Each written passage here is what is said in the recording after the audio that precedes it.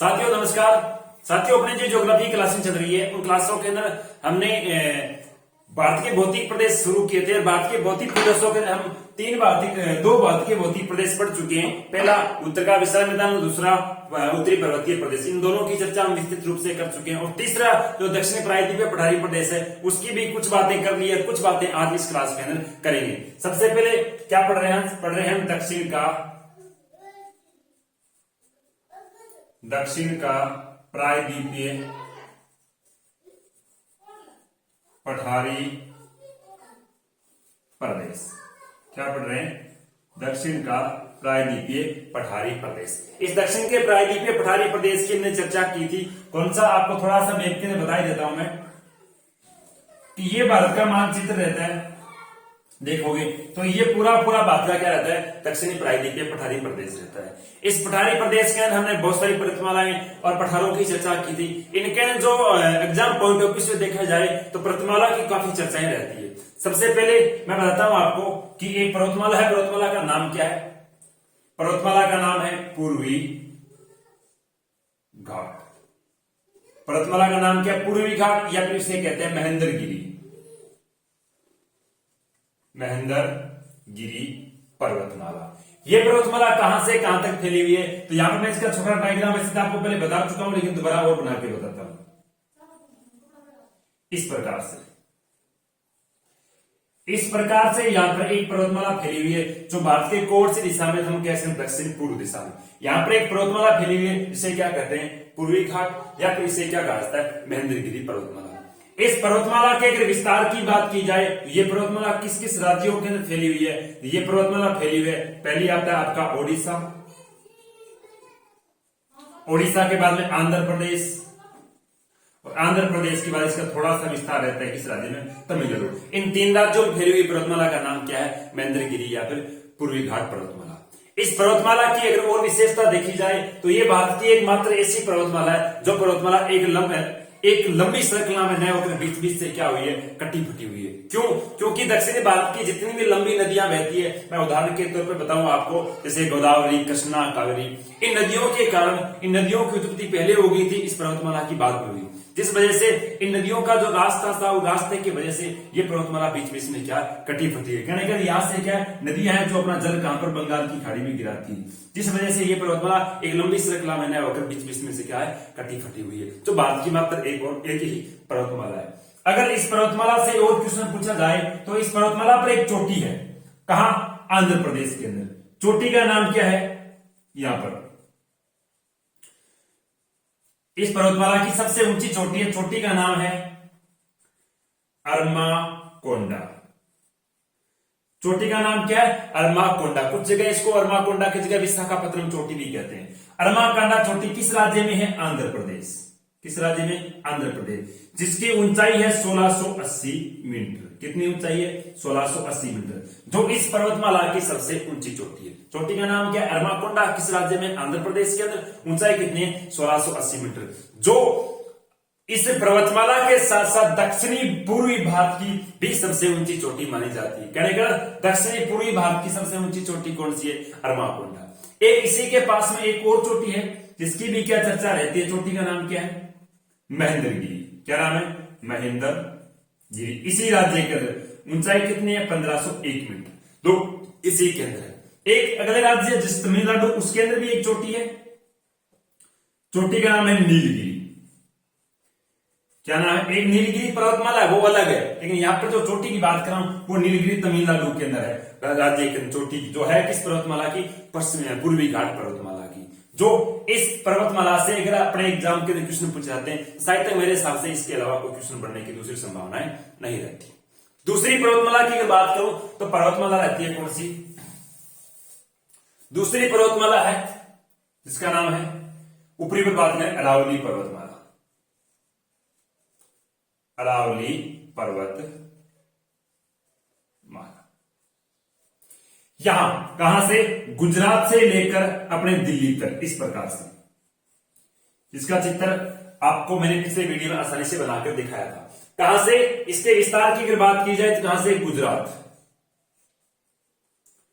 गुजरात से लेकर हरियाणा तक, या फिर दिल्ली तक फैली हुई एक पर्वतमाला है। जिस पर्वतमाला की सबसे ऊंची चोटी कौन सी है? गुरु शिखर। गुरु शिखर की ऊंचाई कितनी है? 1722 मीटर। किस राज्य में है? तो राजस्थान में, जिसकी चर्चा हम अपने राजस्थान के जो भौतिक प्रदेश पढ़ेंगे उसके अंदर काफी विस्तृत रूप से हम चर्चा करेंगे। बात आती है इसके बाद में, क्या सर इस पर्वतमाला की उत्पत्ति कब हुई थी? तो इस पर्वतमाला की उत्पत्ति हुई थी प्री कैम्ब्रियन काल में। कब? प्री कैम्ब्रियन, कैम्ब्रियन कालखंड, जो विश्व का सबसे पहला या फिर प्राचीनतम कालखंड था। इस कालखंड में जितनी ही पर्वतमाला का निर्माण हुआ है वो सारी सारी वर्तमान में बूढ़ी पर्वतमाला के नाम से जानी जाती है या फिर प्राचीनतम पर्वतमाला के नाम से जानी जाती है। इस पर्वतमाला की अगर और बात की जाए तो कह सकते हो ये विश्व की सबसे बूढ़ी पर्वतमाला है। इसका नाम क्या है? अरावली। और अगली अगर बात की जाए तो दूसरी बात क्या आती है कि भारत में ग्रीष्म ऋतु में जो मानसून आता है उसे कहते हैं दक्षिण पश्चिम का मानसून। क्या कहते हैं? दक्षिण पश्चिम का मानसून। ये मानसून दो शाखाओं से आता है, एक आता है अरब सागर की शाखा से, एक आता है बंगाल की खाड़ी शाखा से। जो बंगाल की खाड़ी शाखा हो चाहे अरब सागर की शाखा हो, उन दोनों शाखाओं के वर्षा को ये क्या करती है पर्वतमाला? दोनों शाखाओं की वर्षा को यह पर्वतमाला क्या करती है? दो भागों में विभाजित करती है। कहने कर इस पर्वतमाला से अगर आप पश्चिम की तरफ जाओगे तो आपको वर्षा है वो 50 सेंटीमीटर से क्या मिलेगी? कम मिलेगी। इस पर्वतमाला से आप किस तरफ? पूर्व दिशा की तरफ आओगे तो आपको 50 सेंटीमीटर से वर्षा क्या मिलेगी? अधिक मिलेगी। तो कहने कर यहाँ पर जो क्वेश्चन बन रहा है वो क्या बन रहा है? वो ये बन रहा है कि अरावली भारत की एकमात्र ऐसी पर्वतमाला है जो दक्षिण पश्चिम मानसून की वर्षा को क्या करती है? दो भागों में डिवाइड करती है। कहने कर ये भारत के वर्षा की जल विभाजक रेखा के नाम से जानी जाती है। जो कौन सी पर्वतमाला है? अरावली पर्वतमाला। इसके बाद में इसके दक्षिण के अंदर एक पर्वतमाला है इस प्रकार से। पर्वतमाला का नाम क्या है? विंध्याचल पर्वतमाला। विंध्याचल पर्वतमाला।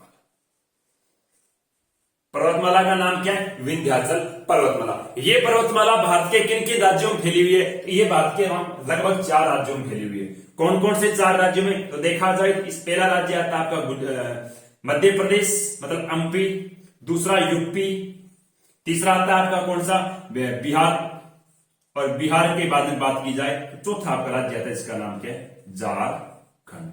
इन 3 राज्यों के इस पर्वतमाला क्या रहता है? विस्तार रहता है। क्या रहता है? विस्तार। जो भारत के लगभग गुरुजी कितने, इसकी लंबाई की बात की जाए तो ये फैली हुई है 1000 कितने?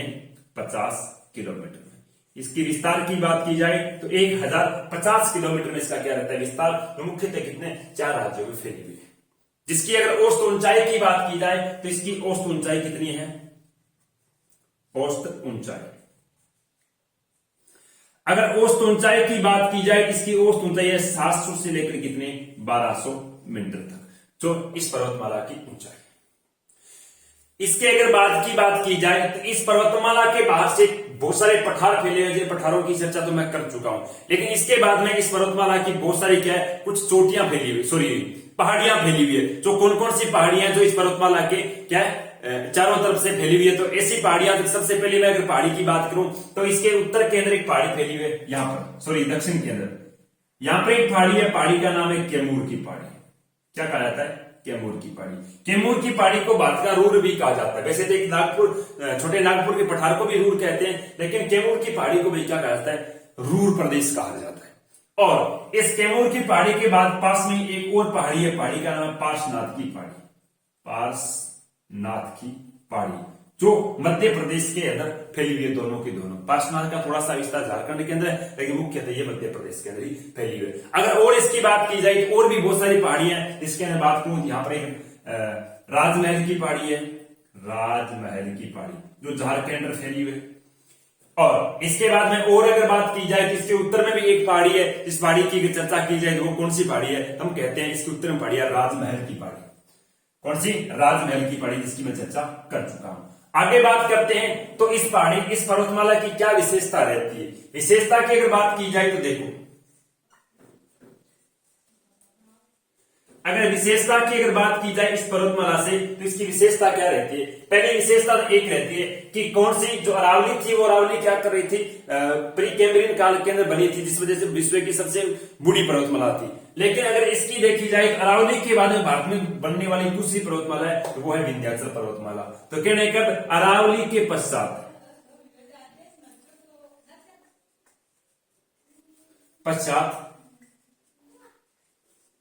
भारत की सबसे प्राचीन पर्वतमाला।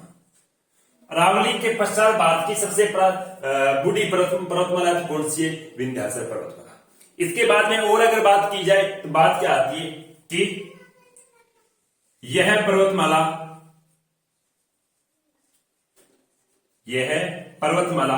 भारत को दो अलग अलग भौतिक प्रदेशों में विभाजित करती है। कहने का एक उत्तरी भारत और एक कौन सा रहता है? दक्षिणी भारत। उत्तरी और दक्षिणी दो अलग अलग भागों में भारत को बांटने वाली कौन सी पर्वतमाला है? हम कहते हैं विंध्याचल पर्वतमाला। इसके बाद में अगर आगे की बात की जाए तो बात क्या रहती है कि कर्क रेखा के समांतर, क्या रहती है? कर्क रेखा के समांतर फैली हुई कौन सी पर्वतमाला है? तो बात है विंध्याचल पर्वतमाला। इसके बाद में अगर और बात की जाए तो इस पर्वतमाला की सबसे ऊंची चोटी है। चोटी का नाम क्या है? वो मध्य प्रदेश के अंदर रहती है। याद, इस पर्वतमाला की सबसे ऊंची चोटी है, चोटी का नाम है सद्भावना शिखर। चोटी का नाम क्या है? सद्भावना शिखर, जो मध्य प्रदेश राज्य के अंदर फैली हुई है। इस चोटी की ऊंचाई कितनी? चोटी की ऊंचाई है 2467 मीटर। कितनी ऊंचाई है? 2467 मीटर, जो मध्य भारत की सबसे ऊंची चोटी मानी जाती है। मध्य भारत की सबसे ऊंची चोटी कौन सी है? हम कहते हैं सद्भावना शिखर। कौन से पर्वतमाला की? विंध्याचल पर्वतमाला की। कौन से राज्य के अंदर है? मध्य प्रदेश राज्य के अंदर है। इसके बाद की अगर बात की जाए तो इस पर्वतमाला से और कोई ज्यादातर बातें नहीं रहती है। आगे चलते हैं तो बात आती है अपने तीसरी पर्वतमाला की। क्या सर? तीसरी पर्वतमाला से अगर बात की जाए तो देखो,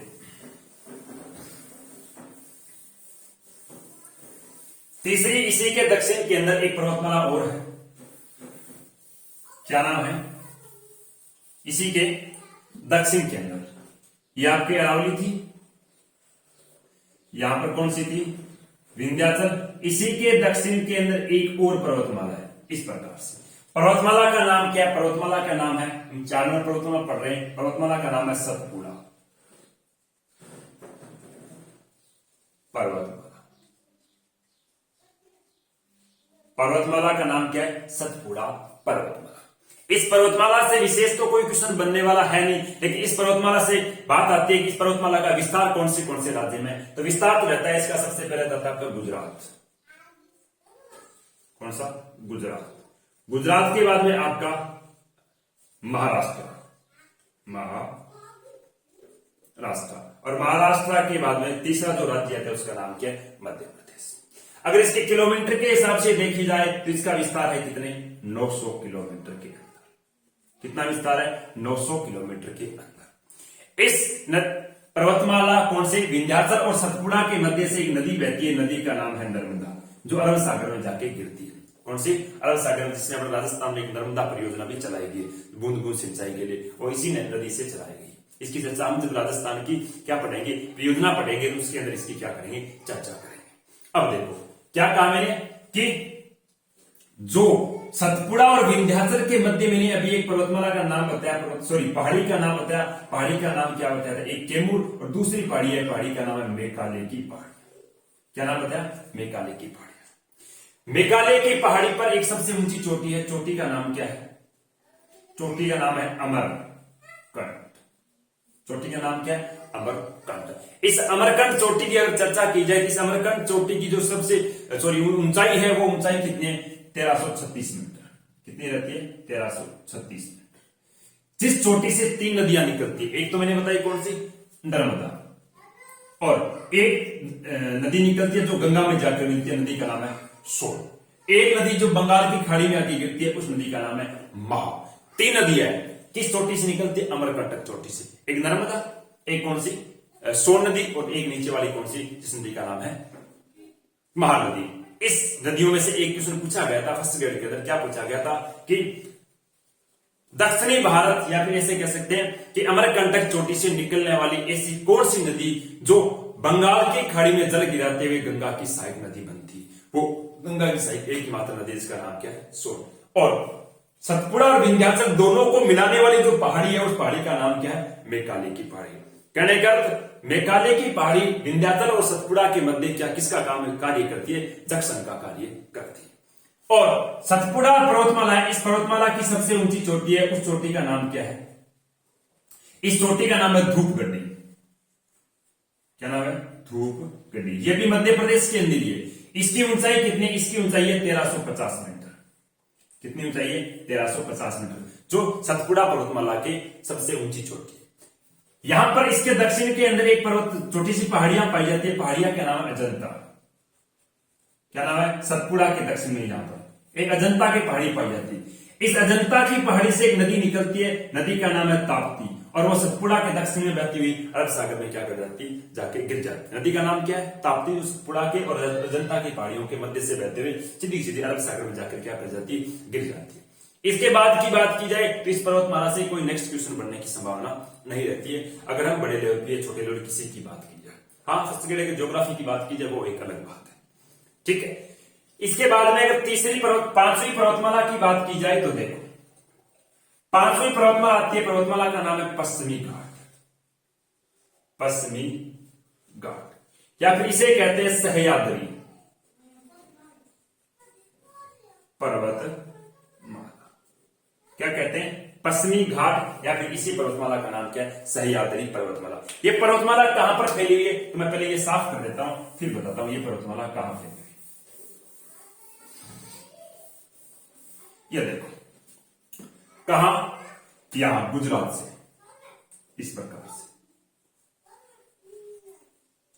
इस प्रकार से एक पर्वतमाला का विस्तार है। वैसे देखा जाए तो एक पर्वतमाला नहीं है, एक ये भ्रंश संकुल है। कहने का अरब सागर के नीचे दबने के कारण ये क्या ऊपर और निकल गई। वैसे ये पर्वतमाला तो नहीं है, लेकिन इसको हम पढ़ते हैं पर्वतमाला के अकॉर्डिंग। बात आती है इस पर्वतमाला के विस्तार की। क्या बात आती है, विस्तार की। इस पर्वतमाला के विस्तार की बात की जाए तो गुजरात राज्य में अभी मैंने नदी बताई कौन सी, ताप्ती। गुजरात में ताप्ती नदी से लेकर उत्तर से दक्षिण के अंदर देखें तो दक्षिण में कहा, तमिलनाडु राज्य है।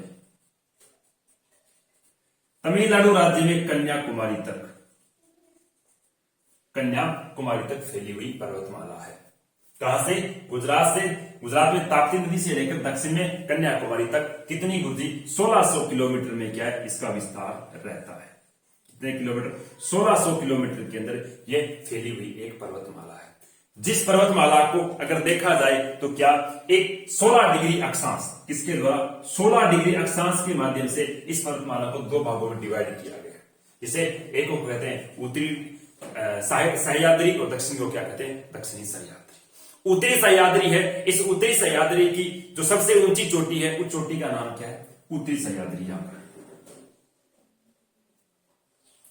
उत्तरी सह्याद्री कहां, महाराष्ट्र में उत्तरी सह्याद्री की सबसे ऊंची चोटी है, चोटी का नाम है कलसुबोई।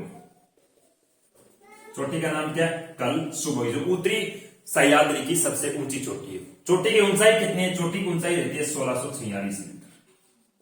कितनी, 1646 मीटर। किस राज्य के अंदर है, तो आपको मैंने बताया महाराष्ट्र राज्य। उत्तरी सह्याद्री की सबसे ऊंची चोटी कौन सी है, कलसुबोई, महाराष्ट्र राज्य में 1646 मीटर इसकी क्या है, ऊंचाई। अगर बात की जाए दक्षिणी सह्याद्री की कर्नाटका के अंदर एक चोटी है, उस चोटी का नाम क्या है, कर्नाटका में चोटी का नाम है कुंदेमुख, जिसकी ऊंचाई है 1892 मीटर। किस राज्य में, कर्नाटक। उत्तरी सह्याद्री की सबसे ऊंची चोटी कलसुबोई, दक्षिणी सह्याद्री की सबसे ऊंची चोटी कुंदेमुख।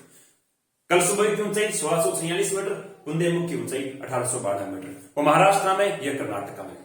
लेकिन कुंदेमुख दक्षिणी सह्याद्री के साथ साथ पश्चिमी घाट पूरी पर्वतमाला की भी सबसे ऊंची चोटी रहती है। और इसके बाद इसकी तीसरी भी एक विशेषता और बनती है कि दक्षिणी पश्चिमी भारत की सबसे ऊंची चोटी कौन सी रहती है, वो भी आपकी कुंदेमुख ही रहती है। कौन सी होती है, कुंदेमुख। इसके बाद में अगर इसकी बात की जाए इस पर्वतमाला की, तो पहली बात इस पर्वतमाला की क्या बताते हैं कि हिमालय के पश्चात, क्या बात रहती है, हिमालय के पश्चात भारत की सबसे लंबी पर्वतमाला कौन सी है? तो वो पर्वतमाला रहती है अपने पश्चिमी घाट पर्वतमाला, क्योंकि इसकी लंबाई मैंने कितने किलोमीटर बताई है आपको, इसकी लंबाई बताई नहीं मैंने क्या, इसकी लंबाई है 1600 किलोमीटर। कितने किलोमीटर है? 1600 किलोमीटर। कहने का हिमालय के बाद भारत की सबसे लंबी जो पर्वतमाला है उस पर्वतमाला का नाम क्या है? पश्चिमी घाट। पश्चात दूसरी अगर इस पर्वतमाला की अगर बात की जाए तो ये पर्वतमाला पर सर्वाधिक भारत में किसका उत्पादन किया जाता है? लोहा अयस्क का। किसका उत्पादन किया जाता है? लोहा अयस्क। लोहा अयस्क का भारत में इस पर्वतमाला से सर्वाधिक व्यापार होता है किस देश के लिए? ईरान देश के लिए। ईरान देश भारत से सर्वाधिक क्या करता है? व्यापार करता है लोहा अयस्क का। कौन कौन सा लोहा? दो किस्म के लोहे को सर्वाधिक क्या करता है ये भारत से क्या खरीदता है? वो एक तो है मैग्नेटाइट और दूसरे का नाम है हेमेटाइट। क्या नाम? मैग्नेटाइट, नेटाइट, और एक का नाम है हेमेटाइट। दो प्रकार के लोगों को क्या करता है इस पर्वतमाला से निकाला जाता है। ये क्या करता है? ईरान देश है। इस प्रकार के दो किस्म के लोगों को सर्वाधिक अपने देश से खरीदता है। वो देश कौन सा है? ईरान। इसके बाद में इस पर्वतमाला की अगर बात की जाए तो अलग क्या पर्वतमाला विशेषता रहती है? तो तीसरी विशेषता अगर देखी जाए तो वो ये रहती है क्या कि दक्षिणी पश्चिमी, क्या कहा? दक्षिणी पश्चिमी मानसून सर्वप्रथम भारत की कौन सी पर्वतमाला से टकराता है? तो इस दक्षिणी पश्चिमी घाट पर्वतमाला से ही टकराता है। कहने का अर्थ भारत में ग्रीष्मकालीन में आने वाला मानसून सर्वप्रथम कौन सी पर्वतमाला से टकराता है? तो हम कहते हैं दक्षिणी पश्चिमी घाट पर्वतमाला से ही टकराता है। अगली अगर इसकी विशेषता की बात की जाए तो नंबर 4 पे इसकी विशेषता क्या आती है? एक नदी है, नदी का नाम है श्रावती। क्या नाम है नदी का? श्रावती। श्रावती नदी इसी पर्वतमाला पर क्या सबसे बड़े एक जलप्रपात कह सकते गरज का निर्माण करती है। और उस गरज को क्या कहते हैं? उस गरज को कहते हैं जोग। जोग या फिर गरसोपा भी कहा जाता है। गरसोपा, गरसोपा या फिर जोग जलप्रपात का निर्माण करने वाली नदी कौन सी? श्रावती। कौन सी पर्वतमाला पर? हम कहते हैं पश्चिमी घाट पर्वतमाला पर। ये विशेषताएं इस नदी से इस पर्वतमाला से थी। इसके बाद में इस पर्वतमाला पर 3 क्या है? दर्रे पाए जाते हैं। कौन कौन से दर्रे पाए जाते हैं? देखो मैं बताता हूं इसके बाद में। इसका स्क्रीन शॉट लो, आगे की ओर बढ़ता हूं।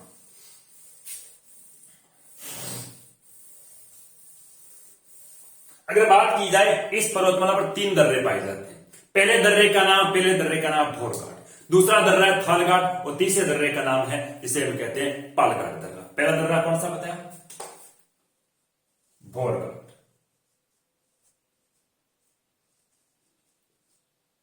दूसरे दर्रे का नाम है थालघाट।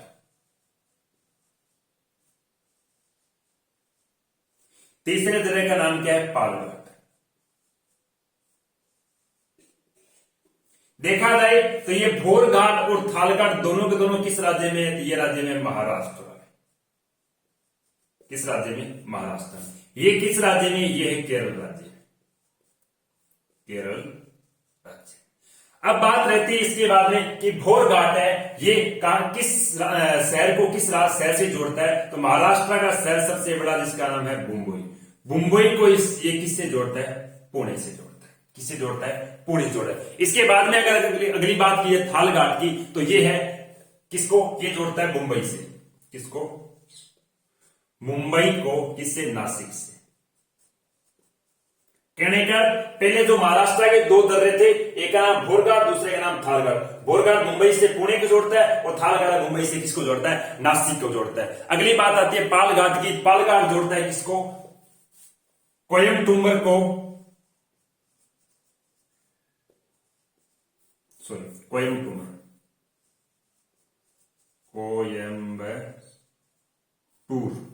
कोयम्बटूर को किससे? कालीकट से।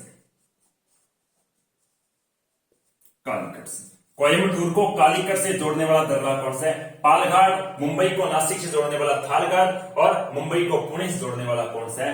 भोरघाट दर्रा।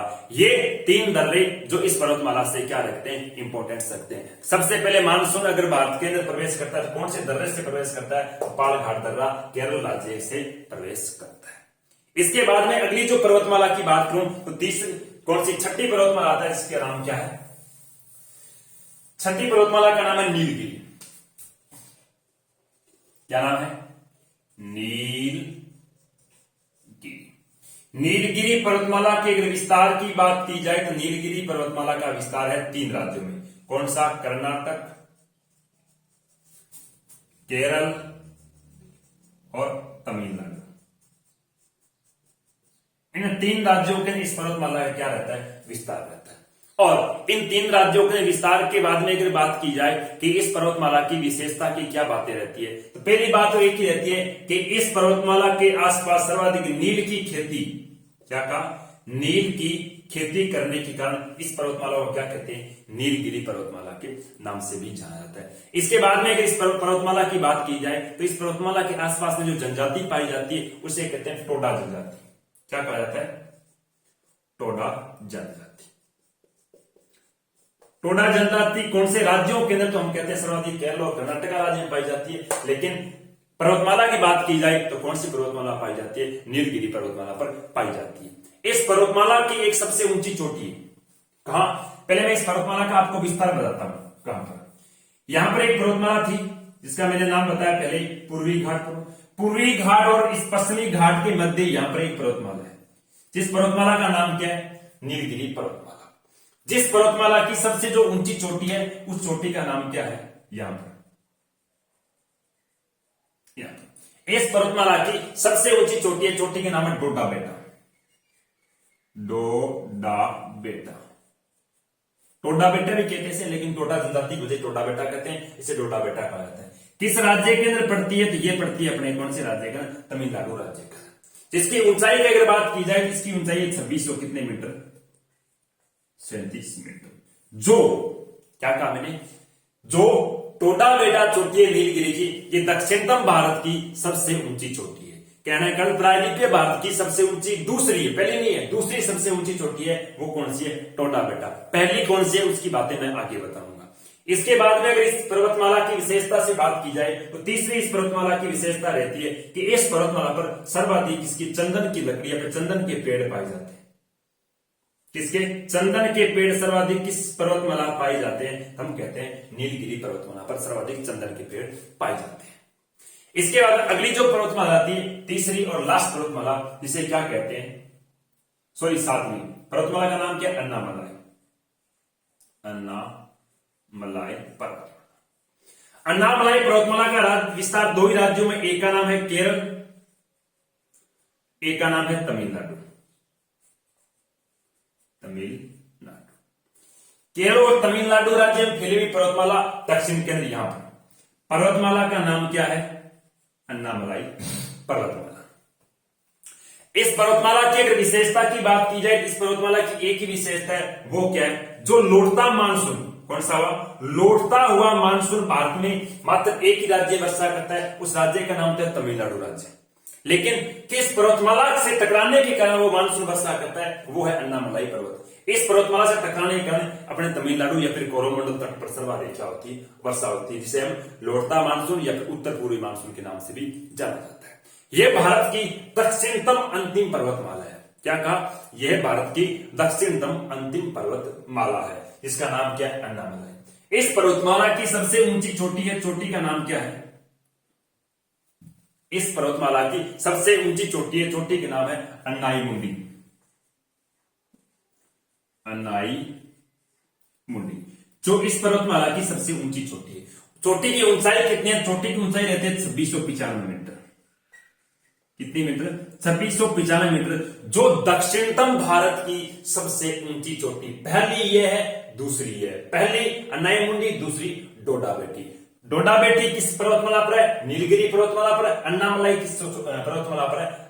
सॉरी, अन्नामुंडी किस पर्वतमाला पर है? तो अन्नामलाई पर्वतमाला पर है, जिसकी ऊंचाई 2637 है। इसकी ऊंचाई कितनी है? 2695 मीटर। इस पर्वतमाला के दक्षिण में एक छोटी सी पहाड़ी, 2-3 पहाड़ियां फैली हुई।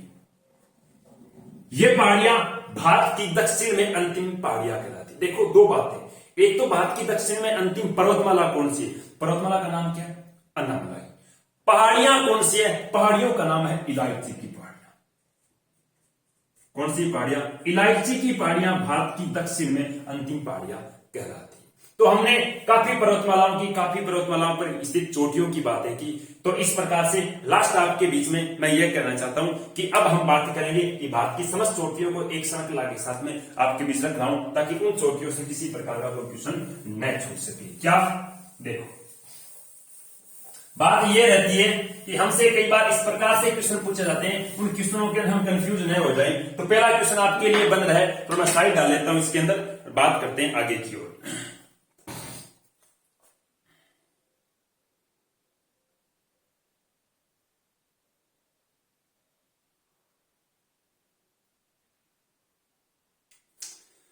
देखो क्या बात रहती है,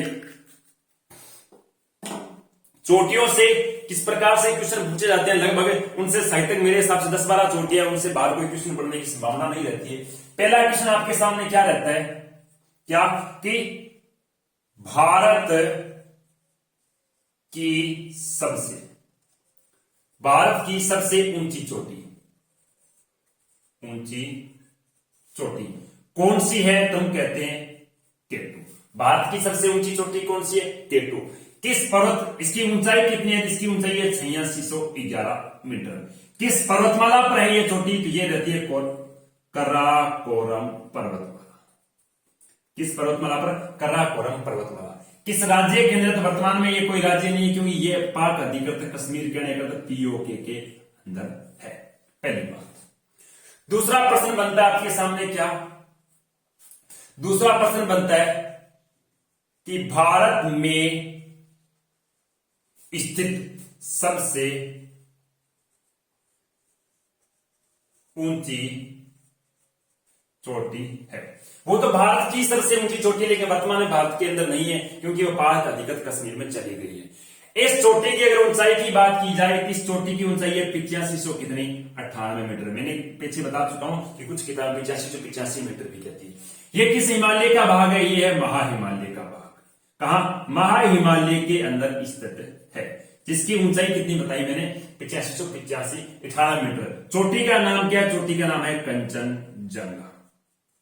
क्या नाम है चोटी का, कंचनजंगा, जो भारत में स्थित सबसे ऊंची चोटी है। और इसकी ऊंचाई कितनी है, 8518 मीटर। किस हिमालय का भाग है, महाहिमालय में। कौन से राज्य में है, राज्य का नाम है सिक्किम। कौन से राज्य में, सिक्किम राज्य के अंदर है। दो क्वेश्चन। तीसरे क्वेश्चन की बात क्या आती, तीसरा क्वेश्चन आपके लिए बनता है कि पूर्वी भारत की सबसे ऊंची चोटी,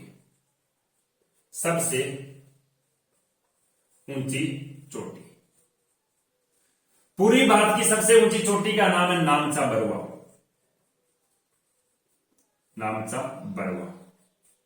चोटी का नाम क्या है, नामचा बरुआ। ऊंचाई कितनी है इसकी ऊंचाई है 7756 मीटर। कितनी ऊंचाई है, 7756 मीटर। किस हिमालय का भाग है, तो ये भी महाहिमालय का भाग है। किस हिमालय का, महाहिमालय का। कौन से राज्य के अंदर है, तो ये है अरुणाचल प्रदेश राज्य के अंदर स्थित है। कितने क्वेश्चन हो गए, 3। चौथे क्वेश्चन के ऊपर चलते हैं। चौथा क्वेश्चन क्या रहता है, चौथा रहता है कि दक्षिण पूर्व भारत की सबसे ऊंची चोटी कौन सी है, चोटी का नाम है अरमाकोंडा। क्या नाम है, अरमाकोंडा। चोटी का नाम क्या है, अरमाकोंडा। ऊंचाई कितनी है, ऊंचाई है 1680 मीटर। कितनी है, 1680 मीटर। कौन से राज्य में है, राज्य का नाम है आंध्र प्रदेश। किस पर्वतमाला के ऊपर है, तो पूर्वी घाट पर्वतमाला। कितने क्वेश्चन हो गए, 4 क्वेश्चन। पांचवें क्वेश्चन की अगर बात की जाए तो क्या बात रहती है कि दक्षिण, अब की बार क्या है, पश्चिम। दक्षिण पश्चिम भारत की सबसे ऊंची चोटी कौन सी है, तो दक्षिण पश्चिम भारत की सबसे ऊंची चोटी है, जिसका नाम क्या बताया मैंने, कुंदेमुख। चोटी का नाम क्या है, कुंदेमुख। ऊंचाई कितनी है, 1892 मीटर। कौन से राज्य में है, कर्नाटक राज्य में। कौन से राज्य में, कर्नाटक राज्य में। इसके बाद में अगर आगे की चोटी की बात की जाए तो कौन सी चोटी रहती है इसके बाद में, तो चोटी रहती है नंबर 6 पर। क्या कि मध्य भारत की सबसे ऊंची चोटी कौन सी है? तो मध्य भारत की सबसे ऊंची चोटी है। चोटी का नाम क्या बताया मैंने अभी? मध्य भारत की सबसे ऊंची चोटी, चोटी का नाम क्या? सद्भावना शिखर, जिसकी ऊंचाई कितनी है? 2467 मीटर। 2467 मीटर। कौन से राज्य में है? मध्य प्रदेश राज्य के अंदर है। कौन से पर्वतमाला? विंध्याचल पर्वतमाला के अंदर स्थित है। ये कौन सी पर्वतमाला में? ये पश्चिमी घाट पर्वतमाला के ऊपर स्थित है। 7वें क्वेश्चन की अगर बात की जाए तो क्या रहता है कि दक्षिणी भारत, क्या काम है? दक्षिणी भारत की सबसे ऊंची चोटी, चोटी का नाम क्या है? अन्नाई मुंडी, जिसकी ऊंचाई कितनी है? ऊंचाई है 2600 कितने मीटर? 95 मीटर। कौन सी पर्वतमाला पर? अन्नामलाई। कितनी, राज्य कौन सा आता है? राज्य आता है आपका केरल राज्य के अंदर स्थित है। ये क्वेश्चन जो 6-7 क्वेश्चन है आपके चोटियों से रिलेटेड, इन क्वेश्चनों पे ध्यान रखना, थोड़ा सा नोट्स के माध्यम से चर्चा करना, ताकि इस प्रकार का क्वेश्चन आपके से कभी गलत ना हो जाए। तो आज के लिए प्यारे विद्यार्थियों, ये था आपका प्रायद्वीपीय पठारी प्रदेश, और अगला जो लास्ट जो भारत का भौतिक प्रदेश बचा है उसकी हम अगली नेक्स्ट क्लास के अंदर चर्चा करेंगे। आज के लिए इतना ही। बने रहे इस वीडियो के साथ। धन्यवाद।